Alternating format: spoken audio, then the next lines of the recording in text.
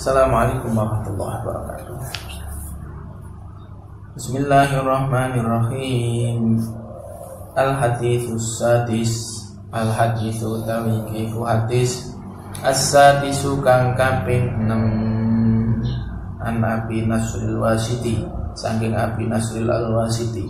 Qala ngucap sapa Abi Nasril Al-Wasiti, sami'tu krungu sapa ingsun Aba Rajail Athari yuhadditsu an Abi Bakr Siddiq, an Abi Bakr Siddiq saking Abu Bakar As-Siddiq radhiyallahu anhu, anna A'rabiyan sak temene wong A'rabi, wong desa iku ata teko sapa A'rabi ilan Nabi maring Kanjeng Nabi sallallahu alaihi wasallam. Faqala mongko ngucap sapa A'rabi, balagha ustu mengkoni ingsun angka saking sira annaka, apa annaka sak temene sira iku takulu ngucap sapa sira minal jum'ati iku saking Jumat, ilal jum'ati maring Jumat, wa minas sholati lan saking sholat, ilas sholati maring sholat, kafaratun utawi kafarat lima maring barang bainahunna kang tetep ing dalem antarane Jumat ilal jum'at wa minas sholati ilas sholat. Liman kedue wong istanaba kang ngedoi sapa man al-kabaira ing pira-pira dosa. Hadis yang ke-6 ini berkisah tentang seorang A'rabi. Jadi A'rabi itu artinya orang desa, jadi suku pedalaman itu datang kepada Kanjeng Nabi. Kemudian orang ini bertanya kepada Kanjeng Nabi, balaghani anka annaka taqulu minal jum'ati ilal jum'at wa minas sholati ilas sholat kafaratun lima bainahunna liman istanabal kaba'ir. Wahai Kanjeng Nabi, telah sampai kepadaku dawuhmu, hadismu yang berbunyi dari Jumat ke Jumat, dari sholat ke sholat adalah merupakan kafarat, merupakan pelebur dosa bagi orang-orang yang menjauhi dosa-dosa besar. Jadi antara sholat Jumat hari ini dengan sholat Jumat kemarin ini bisa menjadi penebus dosa-dosa kecil, dosa-dosa yang tidak disengaja. Wa minas sholati ilas sholat, dan antara sholat satu dengan sholat yang lain, antara sholat zuhur kemudian sholat asar, kok kita tidak sengaja melakukan dosa, maka Allah telah mengampuninya. Antara sholat asar dengan maghrib, antara maghrib dengan isya, antara isya dengan subuh, itu juga menjadi pelebur dosa. Artinya syariat sholat, syariat puasa ini diberikan oleh Allah, diwajibkan oleh Allah, itu sebagai bentuk kasih sayang Allah kepada hamba-Nya. Jadi Allah itu mewajibkan puasa, mewajibkan sholat, itu bukan untuk Allah. Allah itu tidak butuh itu. Jadi itu untuk manusia itu sendiri. Jadi dengan sholat, dengan Jumatan, itu dosa kita diampuni, tidak sadar. Jadi Allah itu sebenarnya sayang kepada hambanya, pengen semua hambanya itu masuk surga, sehingga diberikanlah syariat cara itu, diberikanlah kewajiban-kewajiban itu.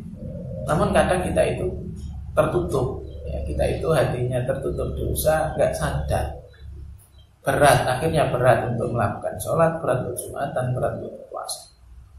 Dan puasa itu kan mansoma Ramadan dan imanan wahtisaban ghufira lahu ma taqaddama min dhanbi, itu kan dalam hadisnya.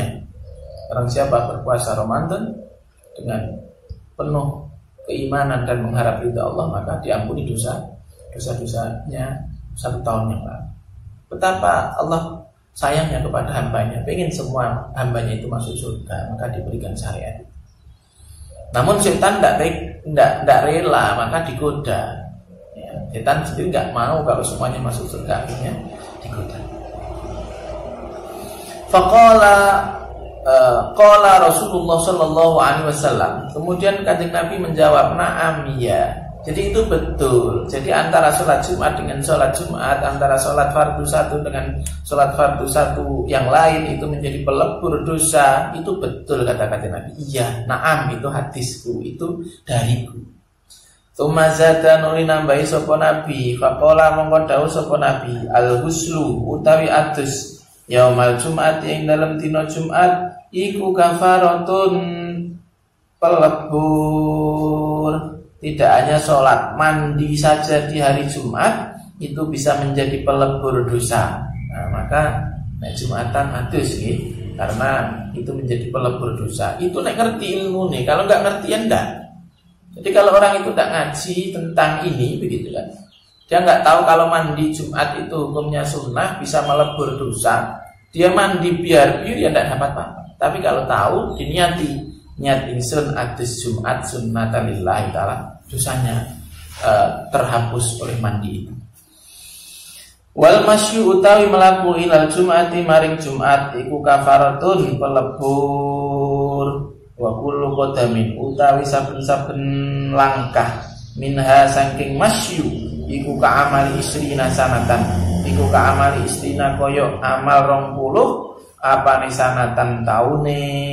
Setiap langkah kaki menuju Jumatan itu menjadi pelebur dosa. Jadi dosanya rontok dengan jalan kaki tersebut. Wa kullu qadamin minha ka amali isrina sanatan, dan setiap langkah itu seperti sebuah ibadah 20 tahun. Masya Allah, ini keutamaan hari Jumat. Faidha faragha mongko nalikane rampung sapa man minal Jum'ati saing Jumat, ujiza mongko den wales sapa man bi amali mi'atai sanatin kelawan amal 200 tahun. Kalau orang itu sudah selesai dari sholat Jumat, dihitung dia telah melakukan perbuatan 200 tahun. Namun sholat Jumat ini juga berbeda dengan sholat-sholat yang lain. Jadi sholat Jumat itu mendapat pahala manakala datangnya sebelum khotib melakukan khutbah. Jadi kalau orang itu datang sholat Jumat ketika khotib sudah khutbah, maka dia hanya menggugurkan kewajiban. Jadi tidak bisa cepet-cepetan datang untuk menghadiri sholat Jumat.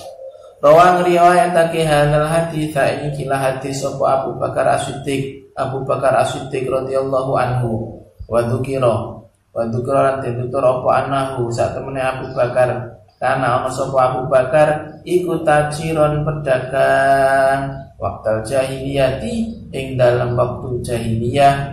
Wakana lan ana apa sebab islami sebab Islamnya Abu Bakar iku ana sak temene Abu Bakar iku ro'a ningali sapa Abu Bakar ru'yan ing dalam impen fisami ing dalam tanah Syam. Ada sebuah kisah terkait dengan keislaman Abu Bakar As-Siddiq. Jadi Abu Bakar As-Siddiq ini salah satu dari as-sabiqun al-awwalun, orang-orang yang pertama masuk Islam.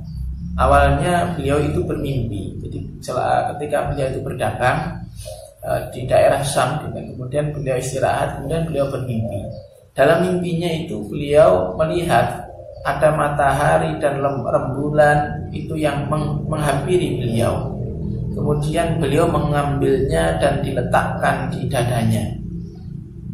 Kemudian beliau bertanya kepada seorang rahib Nasrani perihal mimpi tersebut, minta penjelasan apa makna dari yang dimimpikannya itu.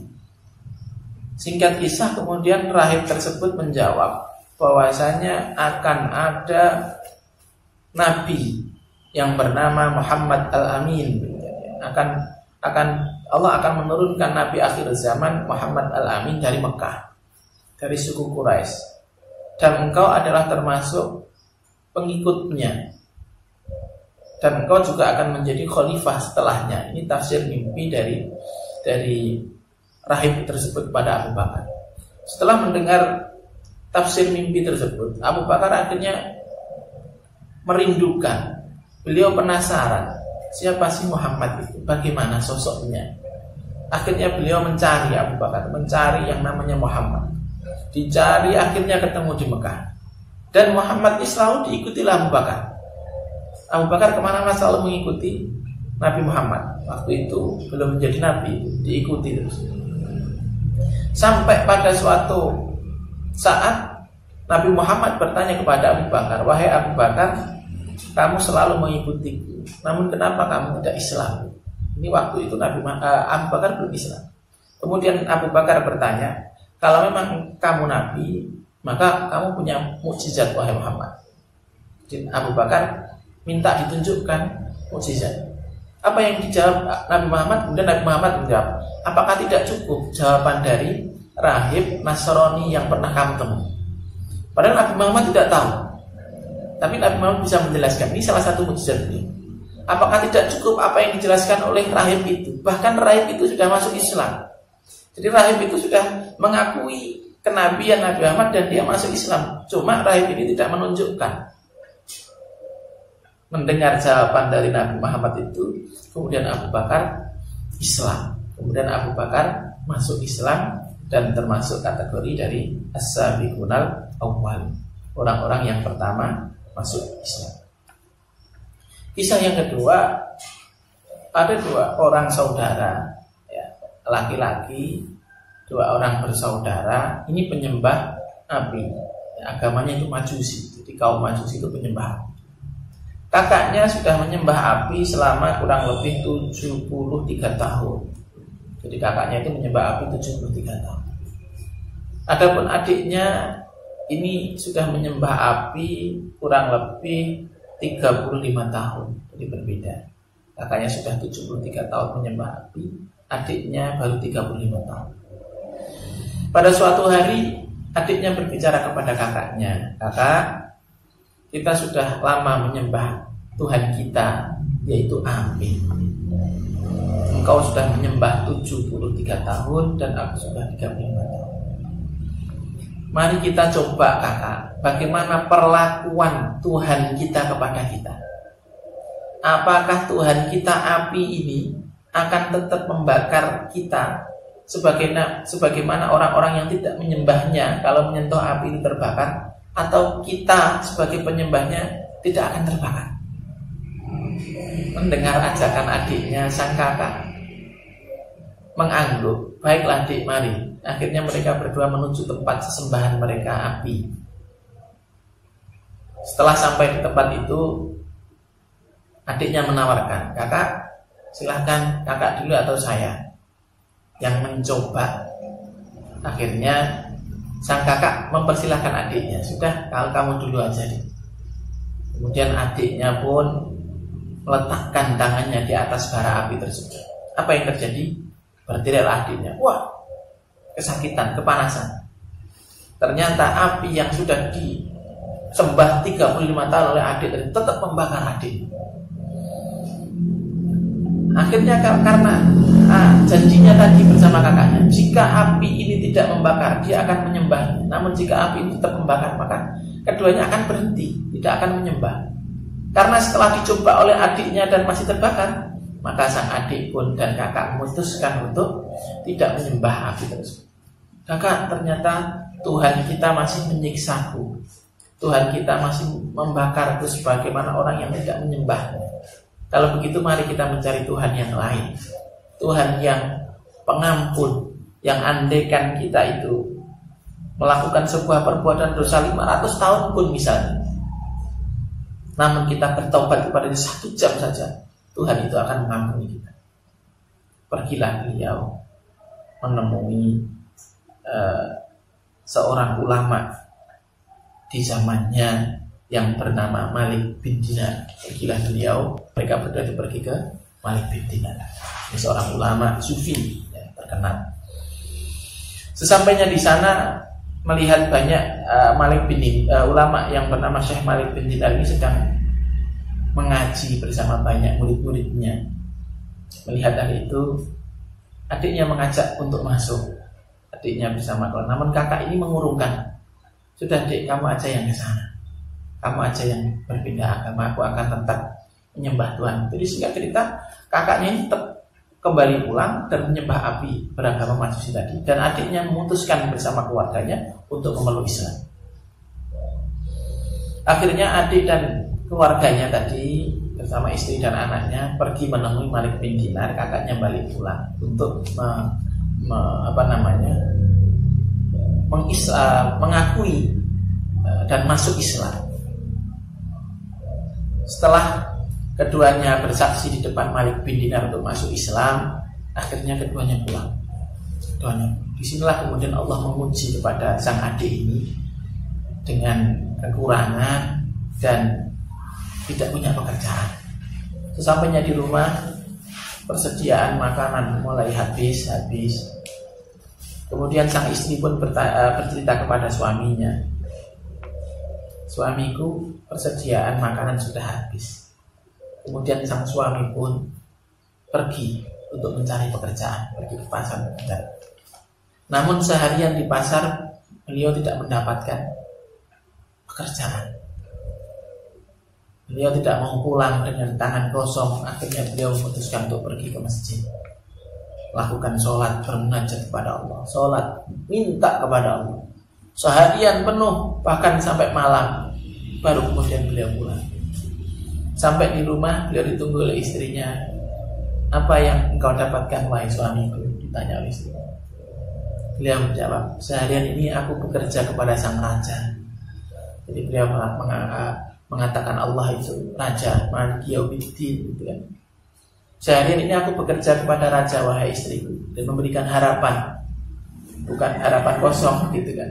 Jadi berharap istrinya juga menenangkan, jadi meskipun berada dalam kekurangan. Seharian ini aku bekerja pada seorang raja wahai istriku, dan hari ini aku belum mendapat gaji, mungkin besok." Akhirnya istrinya tenang meskipun kekurangan dan kelaparan. Keesokan harinya sang suami pun pamit berangkat. "Baik istriku, saya berangkat lagi untuk bekerja." Sang suami berangkat lagi ke pasar, cari pekerjaan. Ini ujian. Jadi Allah itu tidak akan membiarkan orang yang mengaku Islam dibiarkan tanpa diuji. Jadi kita semua pasti diuji. Harus siap. Dan yakin pertolongan Allah itu dekat. Sehingga cerita kemudian berangkat, hari kedua berangkat lagi ke pasar cari pekerjaan. Seperti hari pertama di pasar dia tidak dapat, tidak ada orang yang mau menyuruh dia. Seharian penuh di pasar tak dapat pekerjaan, akhirnya kembalilah dia ke masjid, matur kepada Allah. Ini cara orang Islam itu ya. Kalau ada masalah, ada problem, itu langsung ambil air wudu, ngadep ngulon, sholat, bermunajat, curhat kepada Allah. Kalau kita curhat kepada teman, apalagi teman kita itu hasut, iri, malah disyukur, kapok kan. Curhatlah kepada Allah. Boleh kita curhat kepada kiai, karena dia dekat dengan Allah, gitu kan. Atau curhat kepada orang-orang yang memang ahlinya. Curhat kepada Allah sampai malam. Ya, sang adik ini, sang suami ini kemudian sampai malam bermunajat di masjid, minta kepada Allah. Ketika sudah malam tiba, beliau pun pulang. Tentu pulang tidak bawa apa-apa, beliau nggak kerja, beliau cuma mohonnya kepada Allah. Pulang, akhirnya sampai di rumah istrinya menunggu. Bagaimana suami?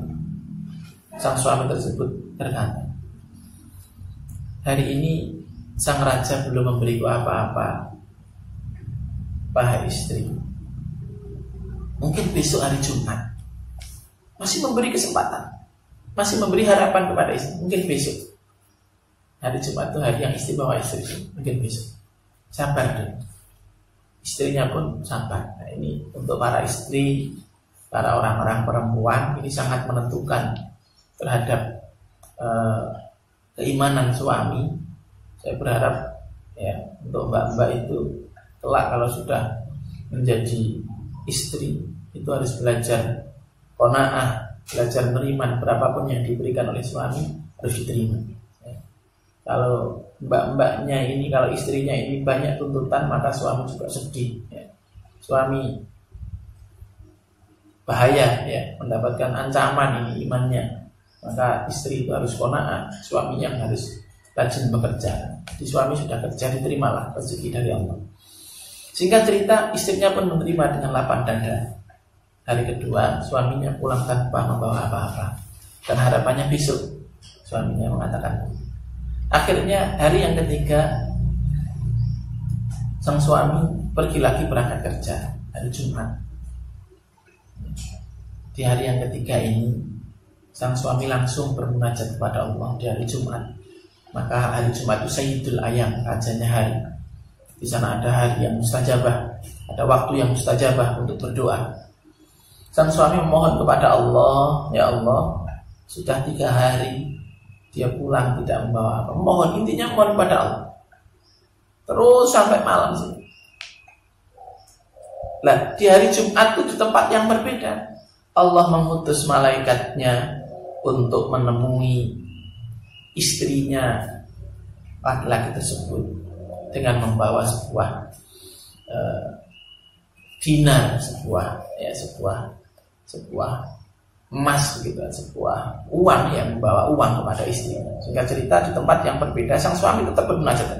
Di tempat yang berbeda sang istri mendapatkan kedatangan tamu. Assalamualaikum. Waalaikumsalam. Sinten panjenengan? Saya utusan dari raja di mana suami panjenengan bekerja. Saya utusan sang raja di mana suami panjenengan bekerja. Yang diketahui istrinya itu kan suaminya bekerja di tempatnya raja. Akhirnya Allah mengutus malaikat. Ini gajinya suamimu 3 hari ini. Mohon diterima. Dengan senang hati istri tersebut menerima. Alhamdulillah begitu. Kemudian sang istri pengawal tadi yang notabene adalah malaikat pergi. Setelah pergi, kemudian sang istri belanja ke pasar. Lah, anehnya ya, orang yang dibelanja ini orang Nasrani. Ini ketika menerima uang itu, dia tahu kalau uang ini bukan uang sembarang, ini uang surga. Ditanyalah kemudian sang istri, dari mana kau mendapatkan? Cerita akhirnya sang perempuan ini adalah gaji suami saya yang bekerja dari raja, entah diantar oleh pembantunya raja. Nah, yang penjual ini tahu orang Nasrani kalau ini bukan uang sembarangan, ini uang surga, koin surga katanya. Singkat cerita kemudian orang Nasrani itu masuk Islam juga. Barokahnya tadi, barokahnya suaminya yang meninggalkan keyakinannya Majusi tadi kepada Allah, kemudian dia bermunajat kepada Allah, selalu memohon kepada Allah, apalagi di hari Jumat begitu. Akhirnya penjual tadi yang Nasrani pun masuk Islam, kemudian memberi semua keperluan daripada istrinya laki-laki tadi. Akhirnya pulang masak yang enak. Dan ketika malam sang suami yang dari masjid bermunajat tadi pulang dengan tangan hampa. Dia sebenarnya sudah putus asa, setengah putus asa tapi belum putus asa. Disinilah kemudian ya perlu kita ingat, kalian tidak boleh berputus asa itu. Kadang pertolongan Allah itu datang di saat-saat terakhir ini. Ya, banyak kisah itu ketika orang itu sudah merasa pasrah, tawakal tuh Allah sudahlah, sekarang Gusti Allah, ternyata Allah menolong. Ketika suami tadi sudah 3 hari dia bermunajat, kayak nggak dapat apa-apa, dia pulang dengan tangan hampa. Sesampai di rumah dia kaget. Jadi dia dibawa pulang itu dia sudah bingung. Mau 3 hari nggak dapat apa-apa, akhirnya dia membungkus pasir, ya. Pasir itu dibungkus. Dia nanti mau jawab kalau ditanya oleh istrinya, itu mau jawab ini tepung atau apa begitu ya, oleh-olehnya. Akhirnya dia pulang dengan bungkusan pasir tadi, dengan setengah tawakal, setengah sudah pasrah gitu. Sampai akhirnya kemudian sampai di rumah, dia sudah mencium bau yang harum, melihat rumah dan sebagainya. Dia ketok-ketok pintu, Assalamualaikum. Waalaikumsalam. Masuklah dia ke rumah. Sampai di rumah dia kaget, kok semuanya sudah lengkap. Wahai istriku, dari mana engkau dapat ini semua? Apa kata istrinya? Wahai suamiku, tadi utusan rajamu datang. Dia memberikan gajimu yang 3 hari ini belum digaji. Masya Allah. Suami ini meneteskan air mata, ya Allah, inilah rizki min haitsu la yahtasib. Betul ya kan? Orang itu kalau sudah tawakal, wa may yatawakkal, siapapun yang tawakal kepada Allah, maka akan diberikan jalan keluar dari setiap persoalannya. Wa yarzuqhu min haitsu la yahtasib, dalam Al-Qur'an itu diberikan rezeki dari arah-arah yang tidak terduga. Kadang Allah itu menguji kita sampai di mana keimanan kita. Jadi jangan sampai kita bersujud kepada Allah. Laki-laki ini kemudian meneteskan air matanya, bersujud kepada Allah, ya, memuji kepada Allah, Masya Allah. Dan kemudian istrinya pun melihat bawaan dari suaminya itu, bertanya, itu apa yang engkau bawa wahai suami? Tidak mungkin kan dia cerita kemudian, oh ini pasir begitu kan? Tidak mungkin. Sang suami lihat aja sendiri begitu. Jadi dia nggak menjawab, dia nggak berbohong, lihat aja sendiri. Kemudian sang istri pun membukanya dan melihat bungkus lalu dibuka. Ternyata apa? Betul berisi tepung, Masya Allah, Subhanallah. Jadi apa yang dia katakan tadi, berharap pasir semoga dijadikan tepung begitu. Ternyata betul Allah menunjukkan kemahakuasaannya. Ya, Allah itu kalau sudah menghindari sesuatu tidak ada yang bisa menolak. Dan jadilah tepung, Masya Allah, tepung gitu. Masya Allah, dia tambah takjub lagi, dia tambah mengakui keagungan Allah lagi. Kemudian imannya tambah kuat dan menjadi teguh. Itulah dua kisah yang mengiringi hadis yang ke-6 ini. Semoga keimanan kita kepada Allah, ketawakalan kita kepada Allah bertambah. Akhirul kalam, wabillahi taufiq wal hidayah. Assalamualaikum warahmatullahi wabarakatuh.